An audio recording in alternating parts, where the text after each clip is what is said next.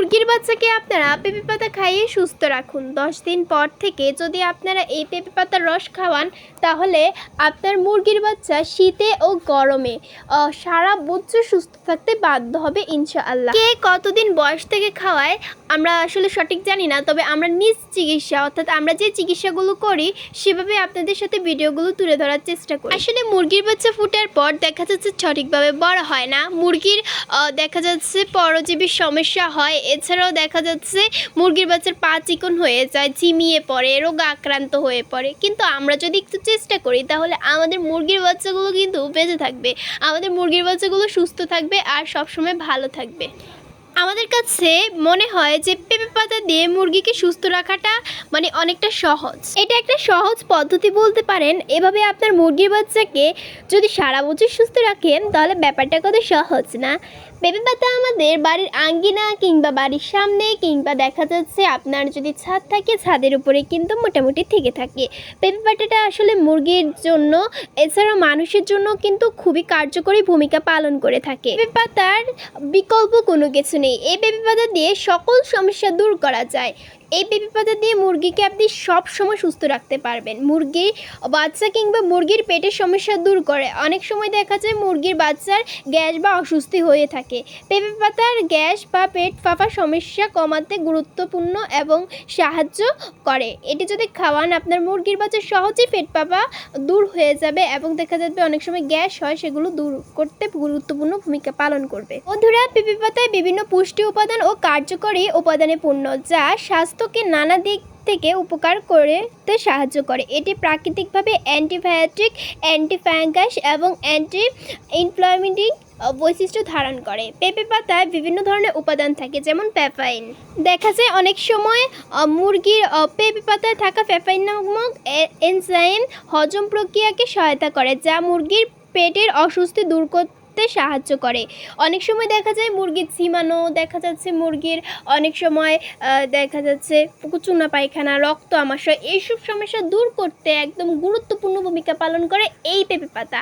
বলা যায় এই পেঁপে পাতা মুরগির বাচ্চা কিংবা মুরগি পালনে অ্যান্টিবায়োটিক হিসেবে কাজ করে। পায়খানা, রক্ত আমাশয়ের সাথে সাথে যেটি রয়েছে ডায়রিয়া।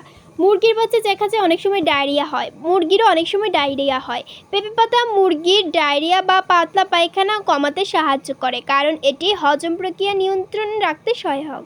এছাড়াও রয়েছে ইমিউনিটি সিস্টেম শক্তিশালী করা। পেঁপে পাতায় কিছু অ্যান্টিব্যাকটেরিয়াল এবং অ্যান্টিভাইরাল বৈশিষ্ট্য থাকে যা মুরগির ইমিউনিটি সিস্টেম শক্তিশালী করতে পারে এবং মুরগির শরীরকে বিভিন্ন সংক্রামক রোগ থেকে রক্ষা করতে পারে আর মুরগির শরীরে রোগ প্রতিরোধের ক্ষমতা বৃদ্ধি হয়, যার ফলে কোনো রোগ আসলে সহজে মুরগির বাচ্চা কিংবা মুরগি রোগে আক্রান্ত হতে পারে না। এছাড়াও রয়েছে মুরগির হৃৎপিণ্ডের স্বাস্থ্য।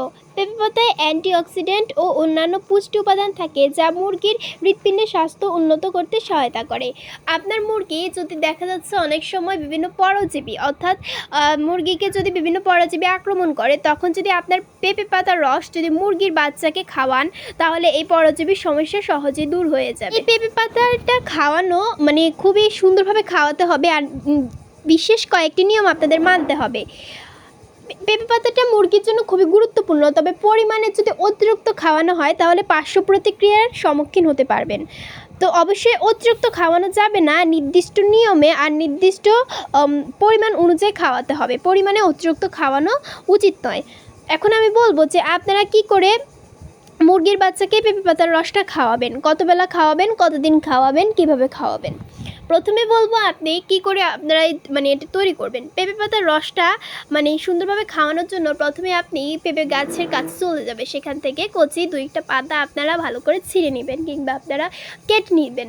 নেওয়ার পরে সেই পেঁপে পাতাগুলো ভালো করে আপনারা ধুয়ে নেবেন, মানে পরিষ্কার করে নেবেন যাতে কোনো প্রকার জীবাণু না থাকে। তারপর যেটা করণীয় সেটা হচ্ছে আপনারা পাটায় বেটে নেবেন আর না হলে আপনারা ব্লান্ডার করে নেবেন। সেখানে হালকা একটু পানি কিংবা মানে কিছু পরিমাণ পানি দিয়ে সেটা ভালো করে ব্লান্ডার করে নেবেন।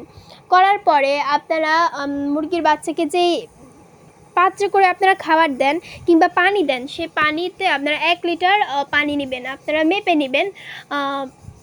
প্রয়োজনে আপনারা কি করবেন, পানির বোতলের সাহায্য নিতে পারেন। তো 1 লিটার মেপে সেখানে আপনারা এই রসটা দুই চামচ দিবেন, অর্থাৎ আপনি 4 চামচে 2 চামচ দেওয়ার চেষ্টা করবেন।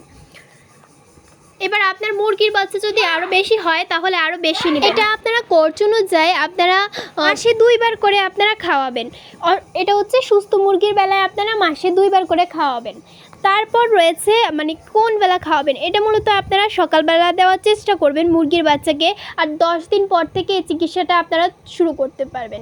শুধু এই চিকিৎসা নয়, সকল প্রকার প্রাকৃতিক চিকিৎসা আমরা মুরগির বাচ্চা 10 দিন পর থেকে শুরু করার চেষ্টা করি। সেক্ষেত্রে দেখা যাচ্ছে মুরগির বাচ্চা মানে কোনো রকম রোগ আক্রান্ত হয় না, রোগ প্রতিরোধক ক্ষমতা বৃদ্ধি হয়, কোনো প্রকার পেটের সমস্যা হয় না, হজম শক্তি বৃদ্ধি হয়, হৃৎপিণ্ড ভালো থাকে, ইমিউনিটি ভালো থাকে, চুনা পায়খানা করে না, রক্ত আমাশয় করে না। তারপর দেখা যাচ্ছে ঝিমানো, যে কঠিন সমস্যা ঝিমানো, মুরগির মানে হাজার হাজার মুরগি মারা যায়, সেই ঝিমানো রোগে আক্রান্ত হয় না।